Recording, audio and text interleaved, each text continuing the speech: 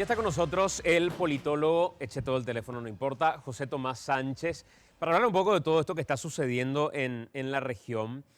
Y hay muchas cosas que están sucediendo verdaderamente en la región. Cuestiones que generaron movilizaciones, cuestiones que generan hipótesis y escenarios alarmistas de avance, de una brisa bolivariana, como decía el propio Maduro, que me gustaría preguntarle a José, ¿forma parte de una estrategia que uno no puede desconocer? ¿Existe? ¿Es vinculable lo que sucedió en Chile o lo que sucedió en Ecuador, como dice un comunicado de la Secretaría de la OEA, a un plan de desestabilización que viene desde Venezuela y desde Cuba, porque lo dice de esa forma? ¿O qué es lo que estamos viviendo en realidad en toda la región? Para no despreciar ninguno de los elementos que se fue metiendo en medio de toda esta historia, que son elementos, algunos parecen muy antojadizos, otros parecen muy certeros, y cuando uno cuestiona algo ya te aparecen con una declaración del propio Diosdado Cabello, del propio Maduro, diciendo que este es el plan que se forjó, que se gestó desde el Foro de São Paulo, y que era todo parte de una estrategia. ¿O es el cuco que aprovecha Maduro o aprovecha Diosdado Cabello como para decir, tomémonos de esto para decir que nosotros estamos detrás de esta historia? Hola José, ¿cómo te va? ¿Cómo estás, Santi? Un saludo a vos y a toda la audiencia y gracias por la invitación. ¿Cómo ves esta situación que estamos viviendo en la región? Y dije, digamos, di un salpicón de por ahí tantas declaraciones que se dieron, donde si uno quisiera, podría vincularlas todas y decir, efectivamente es una conspiración que viene desde tal sector, tal sector, tal sector, o cuál es la realidad de esto que está pasando, José. Yo creo que hay que separar lo que es la política doméstica de lo que son las razones objetivas que pueden estar por detrás de estas crisis, ¿no? Que efectivamente se están dando en diversos países de la región. Es normal que en política un gobierno, sobre todo enfrentándose a gente en las calles, viéndose sobrepasado por situaciones como protestas, violencia o una crisis, intente repartir culpas y sobre todo internacionalizar las culpas. Hoy las declaraciones del propio presidente de la República son muy preocupantes en ese sentido, hablando con esta cosa de la contaminación foránea, que hay que evitar eso, ¿no? Eh, digamos, esa idea de internacionalizar las culpas para salvar las propias responsabilidades no es nuevo, ¿no? Todos lo hacen. El mismo Maduro, vos lo citabas, bueno, él con la tremenda crisis económica en Venezuela que se viene arrastrando hace una década más o menos, él le culpa todo al imperialismo, ¿no? Y bueno, Piñera en Chile le culpaba, hablaba de una guerra contra un enemigo poderoso. Estamos en guerra, Estamos en guerra, fue su declaración hace unos días, como lo ¿no? dijo Pinochet hace algún tiempo. Como lo dijo Pinochet o como Stroessner lo hizo acá mismo en Paraguay. Entonces, hay que separar un poco lo que es la politiquería y lo que es la búsqueda de limpiarse de culpas o de intentar dar una explicación que le permita sobrevivir políticamente a un gobierno, a la fuerza política oficialista en cualquier país, de lo que son las razones para mí más preocupantes. Lo que me parece que estamos viendo en América Latina, o incluso en el mundo hace unos años, una disminución del crecimiento económico, en algunos países ya con más recesión.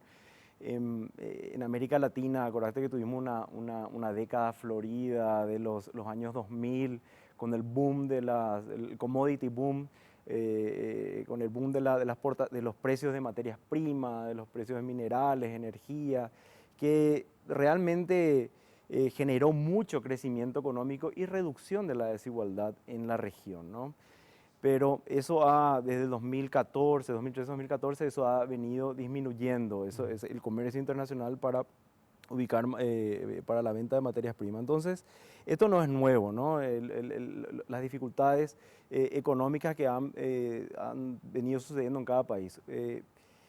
Acordate que esto comenzó, podemos decir, esta corriente comenzó en Perú con la crisis política, la destitución de Kuczynski, continuó, digamos, con Haití, hay como 60, 70 muertos allá por protestas también.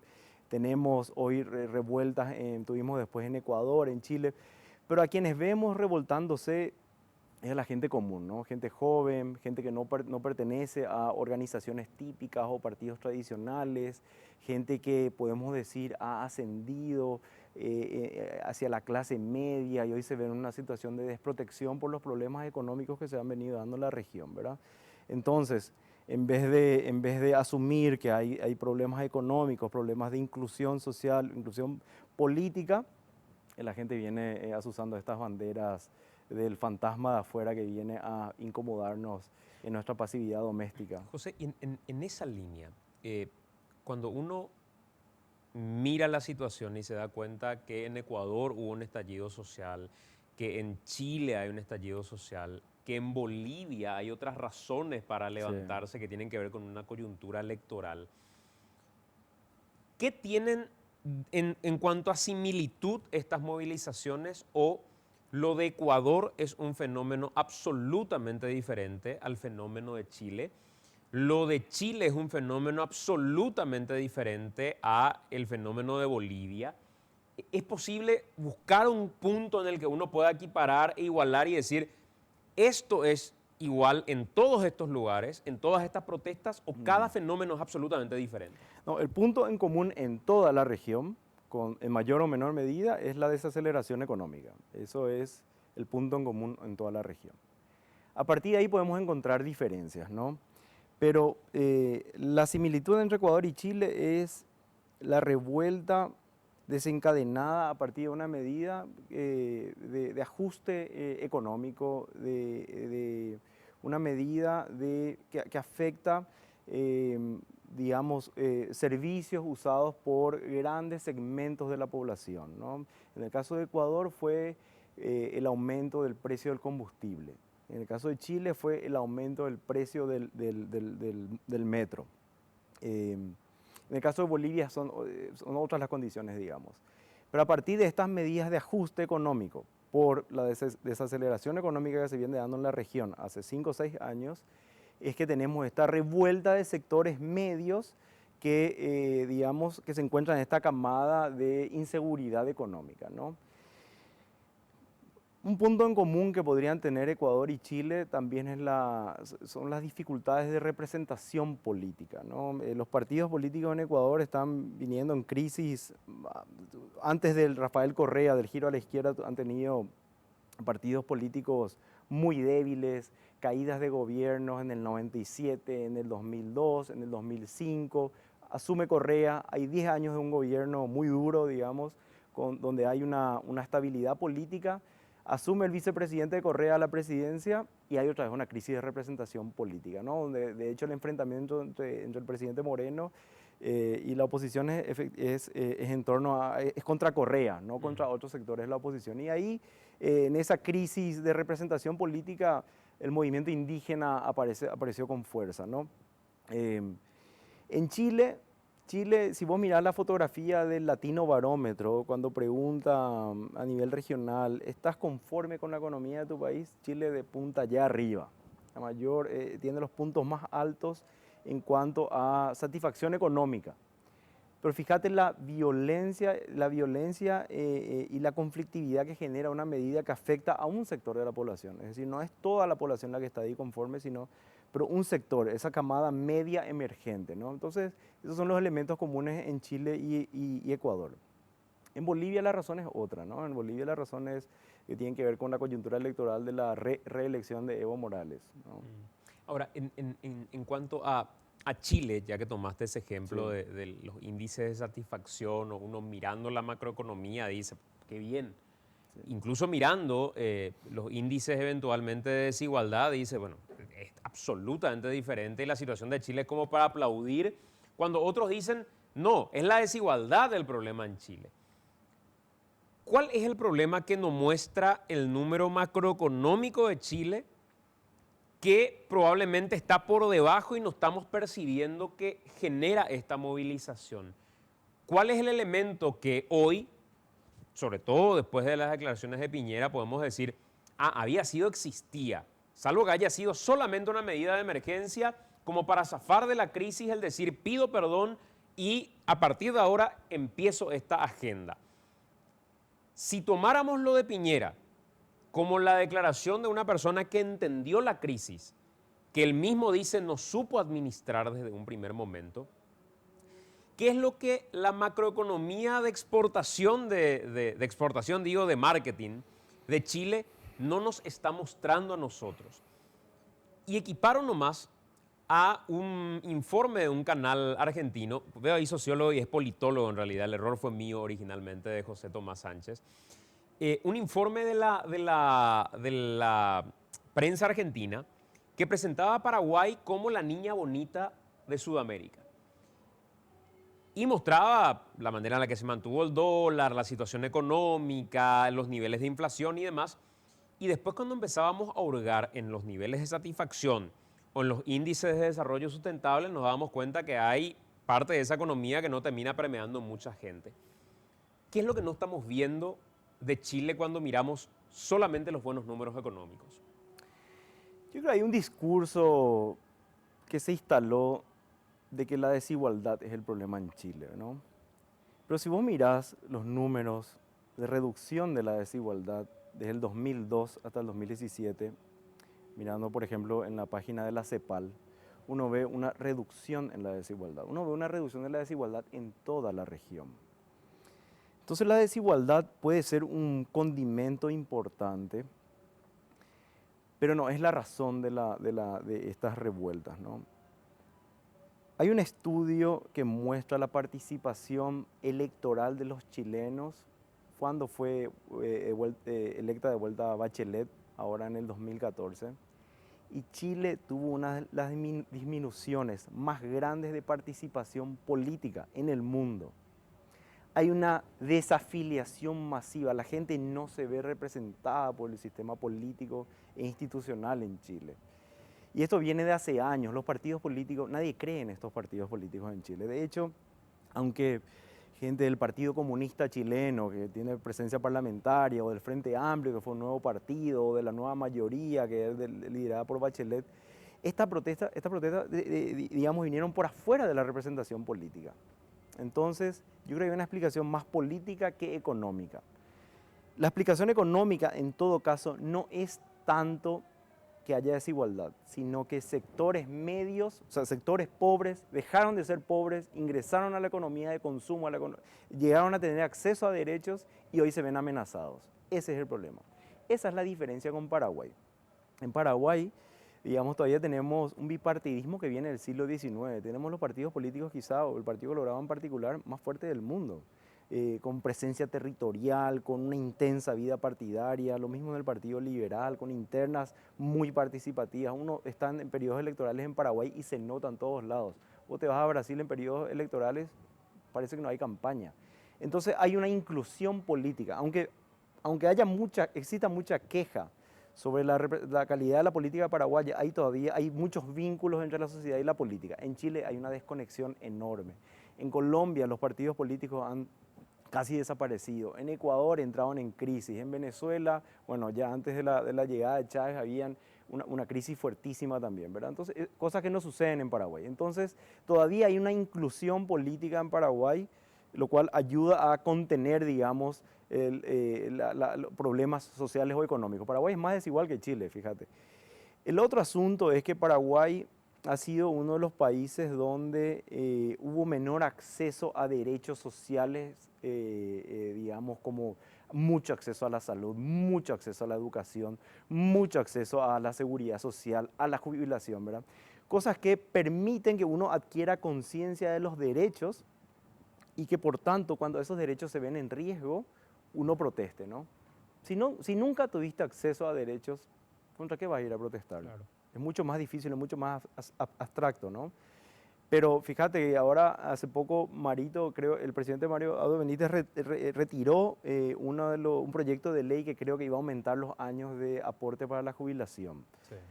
Eso hubiera sido un polvorín. Los colorados son muy buenos para, digamos... medir temperatura. Medir temperatura, exacto. En cambio, en Chile, un país donde hay una extrema izquierda, un centro, una derecha, una ultraderecha, digamos, los gobiernos de derecha son mucho más claros en su línea programática. La izquierda propone otra cosa.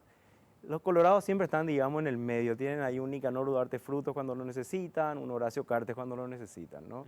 Entonces, por eso, digamos, la política paraguaya todavía logra incorporar las demandas o muchas de las demandas emergentes, y no hay tantas demandas como en otros países de la región porque nunca hemos tenido acceso a derechos en el volumen que tuvieron en otros países.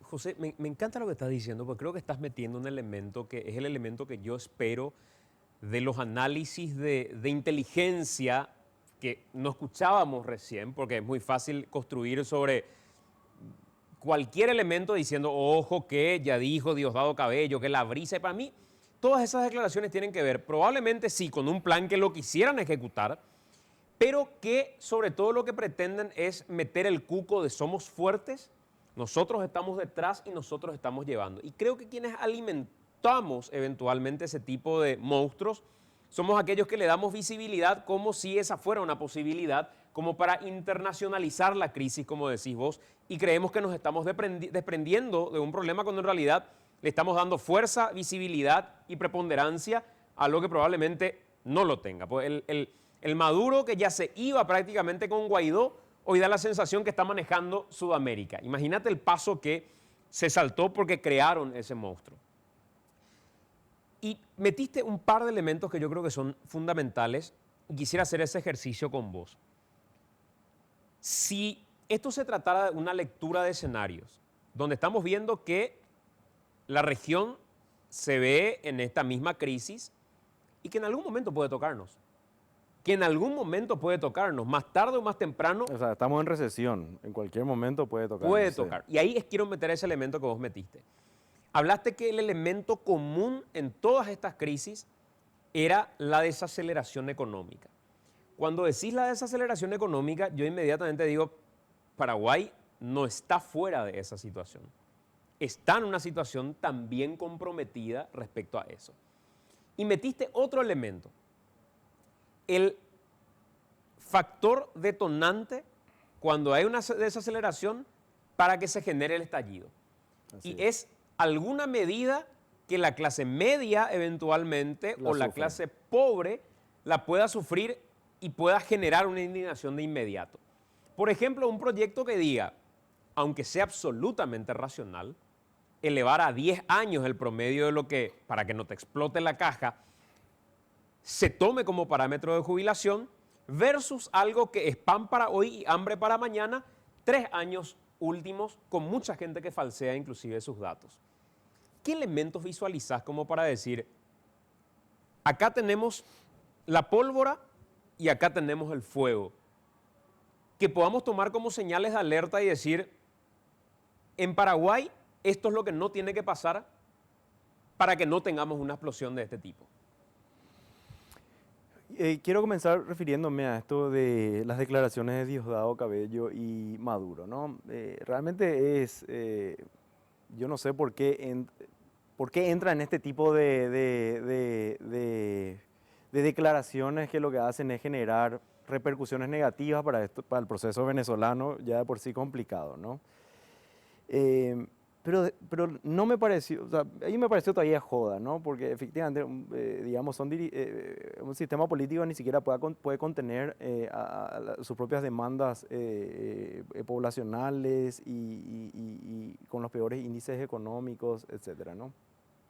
Pero que la OEA, o que el secretario general de la OEA, yo no sé qué cuestión personal tiene con Maduro, que haya alimentado también esta cosa de que hay conspiraciones internacionales actuando en los diferentes países para generar problemas. Eso me pareció sumamente grave, y me parece grave que eso otra vez legitima a autoridades en nuestro país o en cualquier otro país para tener esta declaración, estas declaraciones del tipo hay un enemigo interno, hay que sacar a las Fuerzas Armadas en las calles. En Chile hubo 18 muertos, más de 3.000 presos, o sea, queremos ese tipo de acciones militares también acá para resolver demandas sociales, no, ¿verdad? En Ecuador hubo también presencia de los militares en las calles y en toda la región se estaba viendo esta cosa de sacar, cuando hay problemas económicos, sacar a los militares en las calles, es una locura, ¿no?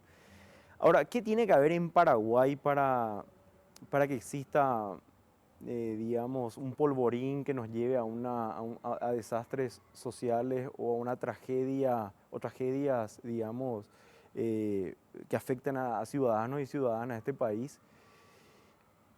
Yo creo que, como te decía, me parece que el Partido Colorado tiene mucha habilidad para administrar las diferencias de diferentes demandas en los diferentes sectores de la sociedad, ¿no? Entonces, no les veo implementando una medida de austeridad o una medida de reducción del gasto que afecte a grandes sectores de la población. Por ejemplo, en la época de González Maki había amenaza de que no se iba a pagar los salarios del funcionariado público. Creo que hoy todavía no estamos cerca de esta situación. Eso podría llevar a un estallido. O intentos de privatización que podría alimentar algún tipo de movilizaciones sindicales, que después eso ancle con otras demandas sociales. Creo que tampoco está en la agenda eso. Lo que viene sucediendo en Paraguay hace, por lo menos desde el 87, que generó la transición a la democracia, es un tipo de crisis que no tiene que ver abajo contra arriba, digamos, la no élite o el pueblo contra la élite política económica. No es ese tipo de clivaje el que se da en Paraguay, sino el clivaje intraélite, dentro del Partido Colorado. El tipo de conflictos que llevó a militantes y tradicionalistas a quitar las Stroessner, el tipo de conflicto entre Argaña y Oviedo que llevó al marzo paraguayo, a la crisis del 96 y luego al marzo paraguayo, el tipo de crisis que llevó en el 2006 estas movilizaciones enormes contra Nicanor. Son todas crisis dentro del Partido Colorado, la del 2017 durante el gobierno de Cartes.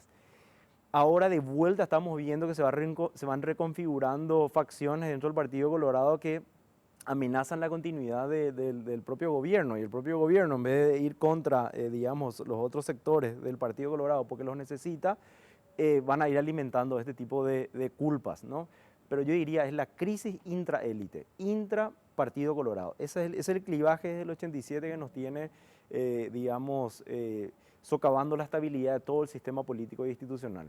Y son tan hábiles los colorados que hoy hubo ya, entiendo que hubo una reunión de seccionaleros, Sí. dirigentes de seccionales, proponiendo una constituyente para la reelección.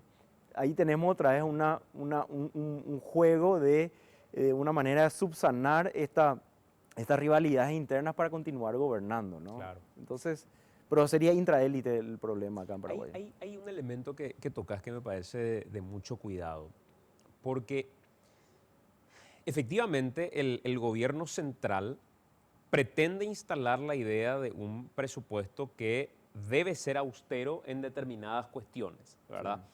Y en contrapartida, ministros que van y golpean la puerta del legislativo diciendo nosotros queremos estos aumentos, pues si no explota. La fiscalía te dice, si no me das más plata, yo no voy a poder hacer nada. Así es. Le tenés al ministro de Agricultura diciendo, si no me das más plata, yo no voy a poder hacer nada. Y resulta que más plata es mayor cantidad de operadores, mayor cantidad de gente del entorno, y uno dice, para esto me pediste más plata si no mejoraste el gasto público. Es la eterna discusión de siempre. Esos 700 millones de dólares que hoy se mencionan como el monto que podría descalzar el presupuesto porque implica un aumento eventualmente,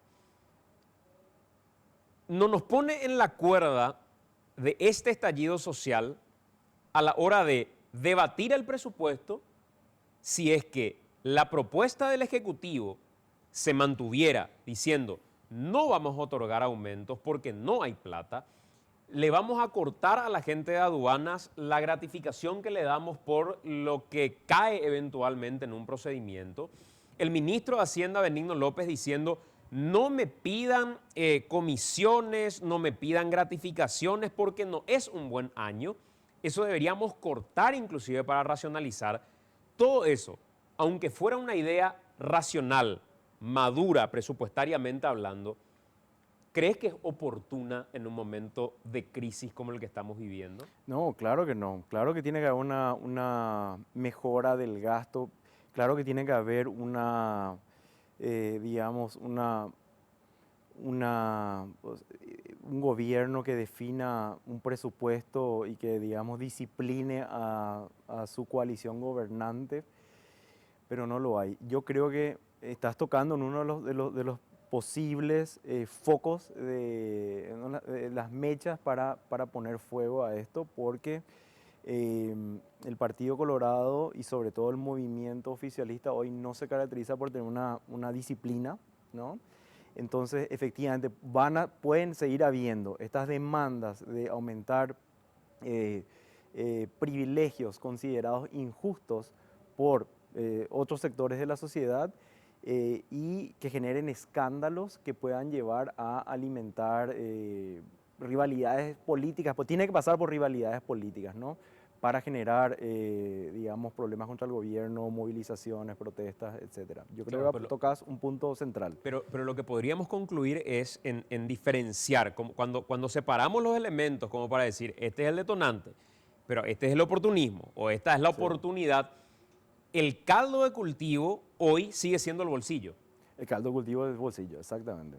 Y después, si colateralmente, porque es una cuestión de oportunismo del partido de oposición o del propio movimiento de oposición, se toma ese elemento para alimentarlo, tratando de volcar a quien tiene el poder, Así mismo. ya Sí. es el juego político. Es que en todos lados en todos lados el juego político opera, ¿no? Antes o después. Yo creo que acá, como el Partido Colorado tiene este control, digamos, o esta presencia política territorial, digamos, de representación, que te decía, es muy diferente a Chile, donde nadie cree en los políticos. Acá 1 millón de personas participan en las internas de un partido. O sea, 1 millón, 1 de cada 6 paraguayos, imagínate, de toda la población. Eso es totalmente inusual. Yo como politólogo te digo, eso en otros países del mundo eso no se ve. No hay estos niveles de participación política como hay en Paraguay, sobre todo en internas partidarias.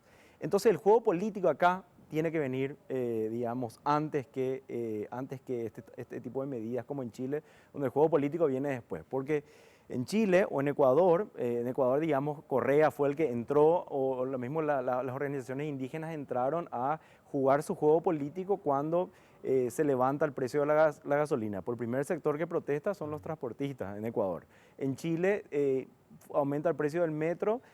Hay unas medidas, digamos, de desobediencia civil que pasan por arriba de los controles del metro y ahí entran, digamos, los sectores opositores al gobierno para hacer su juego político, ¿no?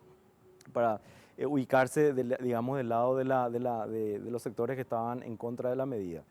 Acá en Paraguay, como el juego político está muy activo ahora, hay muchas idas y vueltas, hay esta paz de cementerio donde vos decís, acá parece que va a pasar algo, ¿no?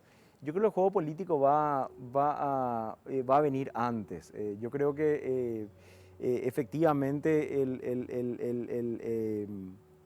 va a venir de las disputas internas del Partido Colorado en juego con alianzas del Partido Liberal o otros partidos de la oposición, ¿verdad? Ahí, Pero no va a ser, yo no visualizo que vaya a ser como demandas espontáneas de la población. hay un elemento que está ahí durmiendo y vos referís como la paz del cementerio, ¿verdad?